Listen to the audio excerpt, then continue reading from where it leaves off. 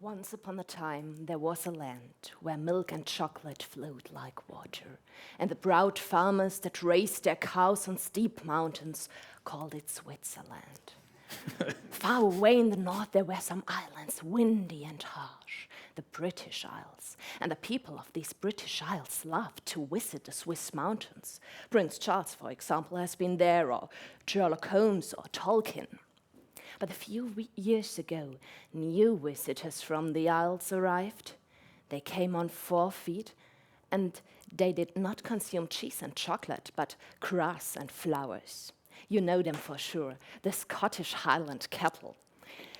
Long hair and long horns. As grassland scientists, we found that the invasion by these cows is not a threat, but a benefit for mountain ecosystems. It requires a few words to explain why, but less than Tolkien needed to destroy his little magic ring.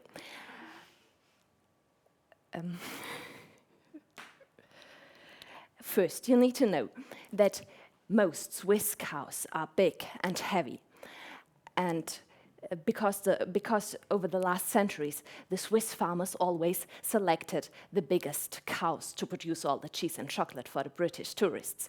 Today, Swiss cows are twice as heavy, and they produce 3 times more milk than 100 years ago. Secondly, grasslands, on which cows naturally forage, are the home of many different plant species.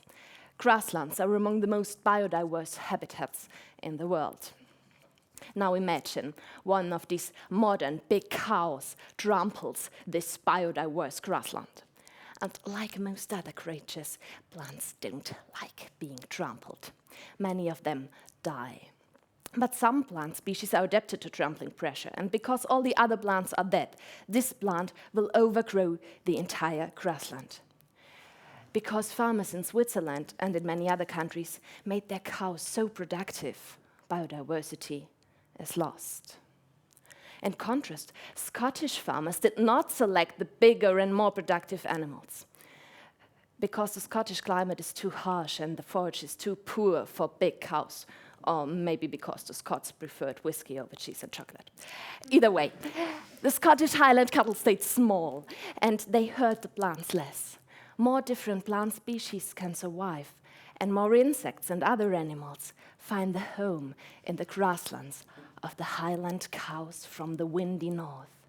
And so, insects, flowers, and Scottish cows can live happily ever after. Thank you, Caren.